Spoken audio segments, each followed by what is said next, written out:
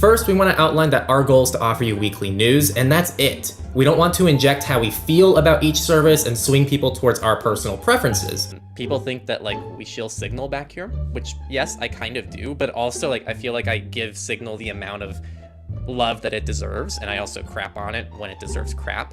I think it's honestly great for someone who's a big minimalist, and I think that minimalism is great. However, the problem with the light phone is kind of the same problem with a lot of flip phones, which is it doesn't give you many options for encrypted communication. You're kind of stuck with SMS and just generic phone calls. So for me, Signal is just a basic requirement for any phone I'm looking at, and the light phone doesn't give that to me, so I can't use the light phone, even though I really wish I could. It is worth mentioning that light phone on their FAQ actually does mention that they are at least thinking about maybe someday looking at options like WhatsApp, Telegram, and Signal, but it's not something that they even have any kind of estimate on, and they're not even promising it, but they are aware that, you know, people want Signal support. So if Lightphone got Signal support, I might be considering it. Note, Ukraine has raised over $4 million in cryptocurrency donations. Ukrainians have turned to Signal as their primary encrypted messenger, which is awesome. I think we all agree that private by default options nowadays is great, and if you're in Ukraine, Signal is not a bad option for you. And if you're really looking to go to, I guess, really protect yourself, check out Briar. It's probably one of the safest recommendations we can push anyone to. And Nathan has some lessons. A lot of people don't like how we mentioned Brave in that video because it's based on Chromium. But then you ask the question, well, what's wrong with Chromium? And I think there are valid arguments here, but some people were saying, well, there's V3 manifest coming soon. But Brave's already said that they're going to support V2 indefinitely, so that's not any longer a problem. People say it still feeds into the Chromium monopoly. And I would still ask, and I do think there's very valid reasons for that, by the way. I'm not justifying that that's not a problem, because that is a problem. But I think people are completely missing the point of Brave is still ultimately better than Chrome from a privacy perspective, and that is ultimately the whole point of the video. And so people now are put in this position where they have to justify why you can't use Brave for really silly reasons, when really at the end of the day, it's still a very good alternative to Chrome. In fact, I would to this day argue it is the best alternative to Chrome. I don't think anything is going to match the usability of Chrome and offer the privacy and security perks that Brave gives people. That's just not our goal. We want you to have news. It's called the Surveillance Report and not the Sensational Surveillance Podcast.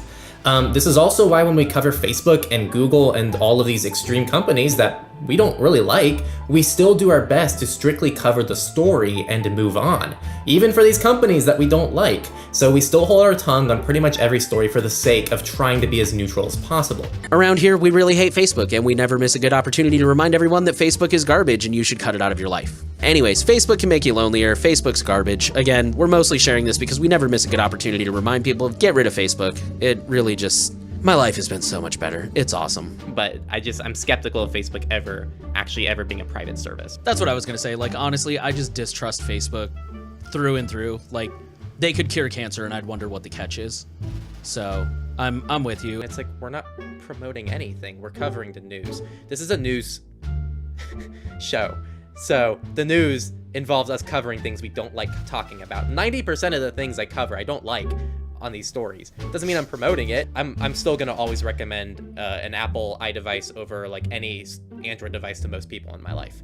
It's just generally gonna be better for privacy and security for them, from what I've done and what I've researched. Messengers like Threema and Matrix are also cross-platform but don't offer disappearing messages, and thankfully all of these options are not owned by an abusive privacy-adverse company who regularly leaks your data and campaigns against your privacy rights while running commercials claiming that they do. That's all I got on that one. Yeah, you know, it's actually really too bad that this comes from Meta, because they bring up legitimate concerns about iMessage, and it'd be awesome if this came from a legitimate company that had any kind of reputation, because it might actually force Apple to do something about it. But I'm sure the Apple execs saw this and they're like, like, I know, right? Just fell out of their chairs laughing. Yeah, they're like, what's Mr. Metaverse trying to do now? Like, well, they're probably just laughing their asses off. Like, I'm in a tough place because I want to laugh him off, because Zuckerberg is such a meme at this point with everything Meta's doing. And they're such a joke on so many levels. They're losing, and we're about to talk about this, how like they've lost, I think they're at their lowest valuation in like almost the last decade. But like, there's still a very real possibility that the Metaverse can happen and that it will succeed. And so I don't want to like laugh them off completely, because they're still a real threat. And if we laugh them off entirely, then it's only making them stronger, I think. So. And for the record, just to be clear, they could do more against TikTok, but I just love that. Like, they're letting TikTok run free. They've been under scrutiny too. They just seem to be better at hiding their garbage than you do.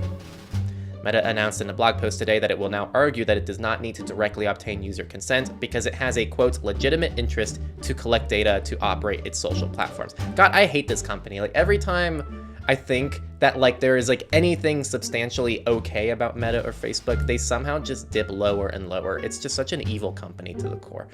I hate Facebook. I hate talking about Facebook. Evil company, evil people, evil CEO.